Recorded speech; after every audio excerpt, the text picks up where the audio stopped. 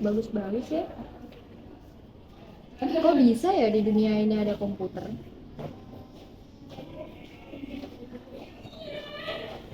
Kira-kira gimana ya cara nyiptain komputer?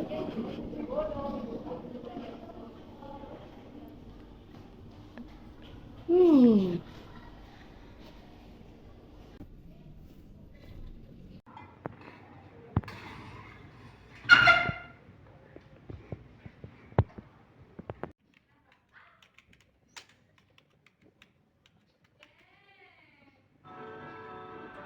Ditanya-tanya kan, kok bisa ada komputer di dunia ini? Terus perkembangan komputer dari masa ke masa tuh gimana sih? Simak video ini sampai habis ya. Tentunya di sini aku juga gak sendirian, tapi nanti juga dibantu sama teman-teman aku buat ngejelasin. Langsung aja. Yang pertama, asal-usul dan fungsi komputer. Komputer berasal dari kata compute, yang berarti menghitung. Pada awalnya, perangkat yang membantu perhitungan hanyalah alat-alat sederhana, seperti abakus atau sempoa yang sudah digunakan sejak 500 sebelum Masehi di Mesopotamia dan Cina. Seiring perkembangan zaman, pada tahun 1642, Blaise Pascal menciptakan mesin penghitung mekanis pertama yang disebut Pascalite. Selanjutnya, Charles Babbage pada tahun 1837 menciptakan konsep analytical engine yang dianggap sebagai nenek moyang dari komputer modern. Babbage juga dikenal sebagai bapak komputer karena gagasan-gagasannya inilah yang menjadi dasar teknologi komputer. Fungsi awal komputer adalah untuk perhitungan numerik. Namun, seiring berkembangnya teknologi, fungsi komputer berkembang pesat untuk berbagai kebutuhan lain, termasuk pemrosesan data, penyimpanan informasi, komunikasi, hiburan, dan banyak lagi. 2. Jenis-jenis komputer. Komputer dibedakan berdasarkan ukuran, fungsi, dan teknologi yang digunakan. Berikut beberapa jenis komputer. Pertama, komputer super atau superkomputer. Komputer dengan kemampuan pemrosesan data sangat cepat, digunakan untuk penelitian ilmiah, prediksi cuaca, simulasi nuklir, dan sebagainya. Contohnya Sumit atau IBM dan Fugaku Jepang. Kedua, komputer mainframe. Komputer besar dengan kapasitas penyimpanan data yang besar, biasanya digunakan oleh perusahaan besar, pemerintahan, dan bank. Contohnya IBM Z Series. Yang ketiga, komputer mini atau mini komputer, lebih kecil dari mainframe, tetapi masih memiliki kapasitas besar dan biasanya digunakan oleh departemen perusahaan atau rumah sakit. Kini, mini komputer sudah jarang digunakan karena perannya diambil alih oleh server modern. Yang keempat, komputer mikro atau mikrokomputer. Jenis komputer ini dikenal sebagai komputer personal seperti desktop, laptop, dan komputer tablet. Contohnya Dell XPS, MacBook, dan iPad.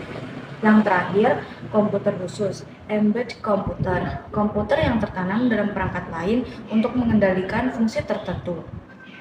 Biasanya digunakan pada perangkat elektronik seperti mesin cuci, oven, dan smartphone. Nomor 3, generasi komputer. Komputer mengalami perkembangan dari generasi ke generasi yang ditandai oleh perubahan teknologi utama yang digunakan. Berikut adalah 5 generasi komputer yang ada hingga saat ini. Generasi pertama 940 sampai 956. Teknologi tabung vakum sebagai komponen utama. Kelebihan mampu melakukan perhitungan matematis dasar. Kekurangan ukuran sangat besar, boros listrik, lambat dan menghasilkan panas berlebihan. Contoh ENIAC Univac IBM 701. Generasi kedua 1956 sampai 1963. Teknologi transistor menggantikan tabung vakum. Kelebihan lebih kecil, lebih cepat, lebih efisien, dan lebih murah dibanding generasi pertama. Kekurangan masih memerlukan sistem pendingin yang kompleks. Contoh IBM 7090 UNIVAC 2, generasi ketiga 1964 sampai 1971. Teknologi sirkuit terpadu atau IC, Integrated Circuit, menggantikan transistor. Kelebihan ukuran lebih kecil, kecepatan lebih tinggi, daya lebih murah, dan lebih andal. Kekurangan membutuhkan keahlian teknis lebih tinggi untuk merawat. Contoh IBM System per 360, Honeywell 6000, generasi keempat 1971 sampai sekarang. Teknologi mikroprosesor digunakan sebagai komponen utama. Kelebihan sangat cepat, lebih hemat energi, dan memungkinkan pengembangan komputer personal. Kekurangan kompleksitas perangkat lunak meningkat menurut keahlian tinggi dalam pemrograman. Contoh IBM PC, Apple Macintosh sebagai jenis laptop dan desktop. Generasi kelima, masa kini dan masa depan. Teknologi komputer berbasis kecerdasan buatan AI, jaringan syaraf tiruan, dan komputasi kuantum. Kelebihan mampu mengolah data dalam skala besar, beradaptasi, belajar melalui AI. Kekurangan masih dalam tahap pengembangan dan membutuhkan biaya tinggi. Contoh superkomputer Fugaku, komputer kuantum Google Sycamore, AI dalam mesin mencari Google, dan asisten suara seperti Siri dan Alexa. Yaitu perkembangan komputer dari masa awal hingga masa sekarang.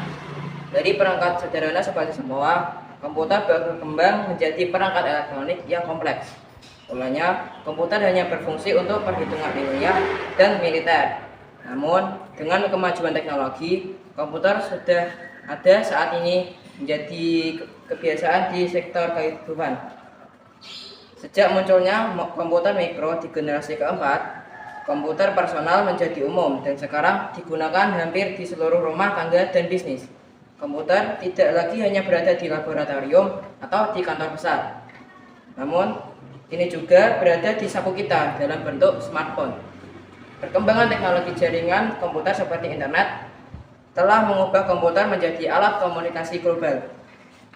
Dan selain itu, revolusi AI dan komputasi awan juga membawa komputer ke dimensi baru, di mana kemampuan komputer bukan hanya untuk menghitung, tetapi untuk memahami, memprediksi, belajar dari data dalam jumlah yang besar.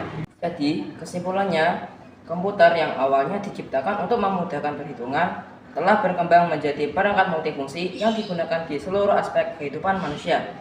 Mulai dari mesin besar yang berat, kini komputer dapat terwujud kecil, efisien, bahkan bisa belajar sendiri berkat kecerdasan buatan. Jenis-jenis komputer terus berkembang seiring dengan kebutuhan dan teknologi, mulai dari superkomputer hingga perangkat modern dan komputer tertanam di peralatan rumah tangga. Generasi-generasi komputer menunjukkan bagaimana komputer berevolusi dari tabung hingga vakum, transistor, IC, mikroprosesor, hingga kecerdasan buatan dan komputasi kuantum. Perkembangan ini diperkirakan akan terus berlanjut membawa komputer ke dimensi baru dan semakin menyatu dengan kehidupan manusia. Nah, jadi itu tadi adalah sejarah komputer. Semoga penjelasan dari kita bermanfaat bagi kalian ya guys. Bye-bye. Sampai ketemu di video selanjutnya. Oh, jadi gitu sejarah komputer.